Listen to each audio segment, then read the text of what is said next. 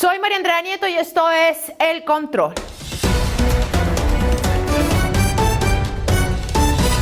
Hoy le haremos el control al candidato Robledo. Sí, Jorge Enrique Robledo, excongresista y uno de los líderes de la izquierda que más oposición le hace al gobierno de la potencia mundial de vida, quiere ser alcalde de Bogotá. Nos reunimos con él en la localidad de La Candelaria, en el emblemático eje ambiental. Y esto nos dijo sobre los 3 problemas más graves que tiene la capital del país. A ver, digamos que hay un problema de movilidad grave y hay un problema de seguridad también muy grave, pero yo estoy enfatizando en uno tercero que también es gravísimo, que es que en Bogotá hay, María Andrea, 2,5 millones de personas que están haciendo menos de 3 comidas al día, 2 o 1, eso es hambre. No es muy raro que el gobierno progre de Claudia López entregue una ciudad con esos indicadores sociales tan malos. Sobre eso también, María Andrea, hay que decir una cosa con franqueza. Todas las ciudades de Colombia están en la misma situación. Usted mira Barranquilla, mira Cali, mira Medellín, todas. Entonces aquí hay un problema que tiene que ver con políticas económicas locales. Pero la razón principal de esto es que tenemos un modelo económico nacional de los distintos presidentes de la República, de todos los anteriores, que destruyen el aparato productivo nacional. Y eso no lo logran resolver y controlar los alcaldes, porque digamos el alcalde no determina si hay TLCs o no hay TLCs, si se aplasta el aparato productivo sí o no. Entonces es verdad que cuentan las decisiones locales, pero la crisis social y económica de Colombia es por sobre todo decisiones de los presidentes y del Congreso de la República. Entonces, ¿el gobierno de Petro sí es el cambio? Es que lo que yo veo es que el gobierno de Petro está haciendo exactamente lo mismo que hizo Duque en los asuntos de la macroeconomía, o que hizo Santos, o que hizo Álvaro Uribe. En eso no hay ninguna modificación. Petro se le entregó al Fondo Monetario Internacional, a los tratados de libre comercio, a los designios de las grandes potencias. Si en alguna cosa ha digamos, engañado Gustavo Petro a los colombianos, es que él se presenta como presidente del cambio y resulta que no es así, pero era apenas obvio. Es que no podía ser que votaran por el cambio, que lo respaldaron a él Juan Manuel Santos, Ernesto Samper, César Gaviria, el Partido Liberal, el Partido Conservador y el Partido de la U. Robledo ha sido una de las voces más críticas frente al gobierno potencia mundial de vida con su política de transición energética, que cortaría de tajo, al quitar la exploración y explotación petrolera, el 40% de los ingresos de la nación. Y eso afectaría, por supuesto, las políticas sociales de las ciudades en el país. Petro tiene una habilidad que es propia de los sofistas, que a partir de una premisa cierta sacan conclusiones falsas. Entonces es cierto que hay un cambio climático, que es un problema, es cierto que hay que hacer una transición energética, pero todo lo que dice Petro son cosas incluso ridículas. Lo que él está proponiendo es una cosa que parece un chiste. Nadie, absolutamente nadie en el mundo, digamos de las gentes que gobiernan al mundo, está proponiendo lo que Petro está proponiendo. Fue y se lo propuso a Lula y a los países del área amazónica y no le aceptaron nada, ni una palabra al respecto. Hace un oso mundial, claro, aquí engatusa gente y confunde y enreda con esos cuentos, pero es obvio que eso es charlatanería, falta de seriedad, empezando porque Colombia es un país tan subdesarrollado que ni CO2 produce. Entonces hablar de hacerle daño al petróleo y a la economía nacional para resolver el problema del calentamiento global es como una especie de chiste cruel, porque así destruye el doctor Gustavo Petro la economía petrolera nacional, en nada cambia sobre el problema del calentamiento global. ¿Cómo va a salvar Jorge Enrique Robledo a Bogotá de la inseguridad en la que la deja Claudia López? Hay que aumentar el número de policías en la calle y eso se hace de 2 maneras: que la Policía Nacional ponga más policías en Bogotá y que los policías que están no hagan cosas que no son las que les competen, sino que estén en la calle, en la lucha, no en labores de oficina, por ejemplo. Eso es importantísimo, sin eso no hay nada que hacer. Y al mismo tiempo voy a impulsar una política de respaldo ciudadano a la policía. Sí, estoy hablando de comités que se creen en los barrios, de gente desarmada, no se trata de armar particulares, ¿cierto? El taxismo puede jugar un papel de colaboración importante en todo lo que tiene que ver con el enfrentamiento del delito. Y una última cosa, hay que atacar las causas sociales de toda esta corrupción.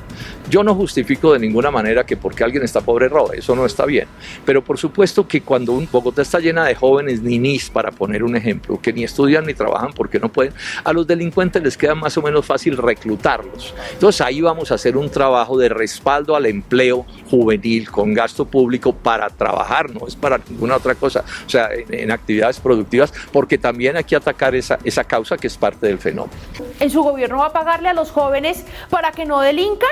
No, esa frase de pagarles para que no delincan es un error garrafal del presidente Petro, eso no se puede decir, eso no. Pero sí es verdad que hay que crearle más oportunidades a los jóvenes y en general a toda la sociedad para que no tengan la tentación. La propia alcaldía va a hacer un trabajo en los barrios. Los últimos gobiernos de izquierda en Bogotá, incluyendo obviamente el de Petro, han planteado una disyuntiva muy compleja.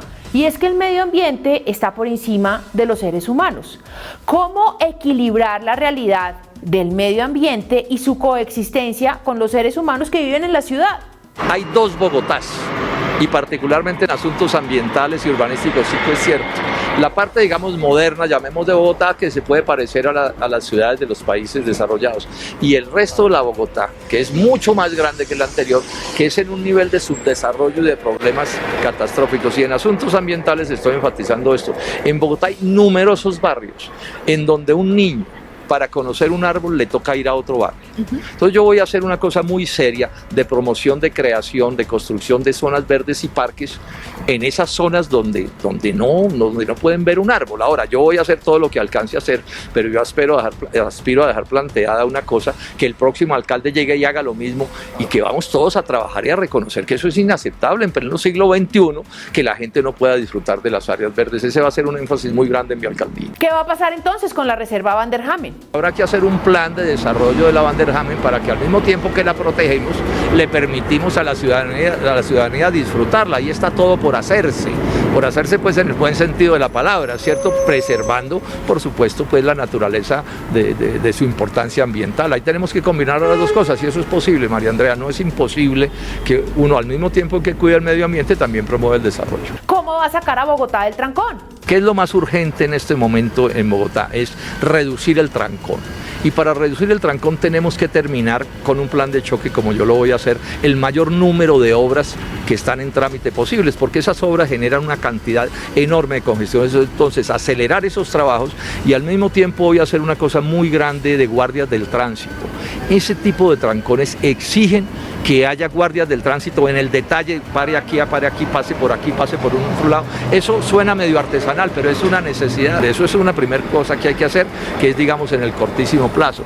En el mediano plazo hay que hacer otras cosas, entonces hay que hacer una serie de interconexiones viales en la ciudad que permitan no solo moverse por las troncales, sino moverse por los propios barrios, ¿cierto? Bueno, y tenemos que construir la línea del metro que se está construyendo, eso es una realidad que hay que abocar, pero además le digo esto, y hay que construir la segunda línea y la tercera y la cuarta. O sea, Bogotá no resolverá su problema de movilidad hasta que no tenga una red de metro. Candidato, ¿usted permitiría que se parara la primera línea del metro como lo pretende hacer el presidente Petro? Esto parece mentira, pero es verdad. Si ese contrato que está en construcción se modifica, puede terminar en la cárcel la alcaldesa de Bogotá y los constructores. Es que aquí los contratos no se pueden cambiar porque se le ocurra al presidente de la República. Aquí hay una constitución y unas leyes que hay que cumplir.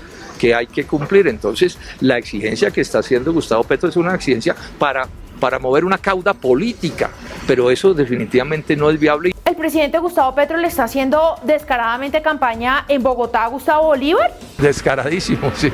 Eso es bien notorio, no es sino ver todo lo que están haciendo y eso es un horror tras otro horror. Lo que pasa es que eso tampoco les va a servir, no hay ni la más remota posibilidad de que Gustavo Bolívar sea alcalde de Bogotá. Cualquiera de nosotros que pase a la segunda vuelta le gana a Gustavo Bolívar. Esa preocupación quítenselas de encima las bogotanas y los bogotanos. No es posible que la Pacha presidente de la República, Petro, y Bolívar alcalde de Bogotá, eso no va a suceder de ninguna manera. ¿Por qué, doctor? Porque la resistencia es muy grande. ¿La democracia en Colombia está en riesgo? Yo no veo, digamos, hechos hoy catastróficos en Colombia. Yo creo que en el 2026 va a haber una campaña electoral con unos candidatos y ya veremos que termina imponiendo. Y es obvio que esta elección de ahora pues va a determinar muchas cosas hacia el futuro. Pero es seguro, eso yo creo que no hay ni la menor duda, que a la Casa de Nariño le va a ir bastante mal en estas elecciones. sea, porque yo diría que va a perder todas las principales ciudades de Colombia, no tiene ninguna posibilidad en ese sentido. Y eso, por supuesto, va a contar para el 2026. El poder del voto libre de los bogotanos y de todos los ciudadanos en el país va a ser la única forma de defender la democracia. Por eso repetimos, a votar y hacerlo bien.